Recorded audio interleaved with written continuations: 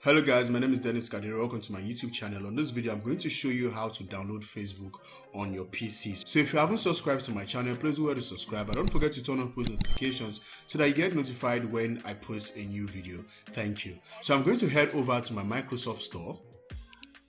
And then on the search field, I'm going to type in Facebook. So when the search is done, you are going to see the Facebook app is going to pop up, and then you are going to hit on this get button right here. And then the download is going to kick off. So when the download is done, you're going to hit on this open button right here. So when the Facebook app is open, all you need to do is to input your email or phone number and then your password, and then you log in. So I'm going to do that right now.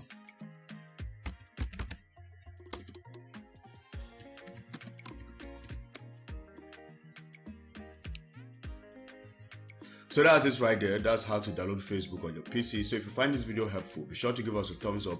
Don't forget to subscribe to the channel, turn on post notifications so that you get notified when I post a new video. Thank you, and I will see you on the next one.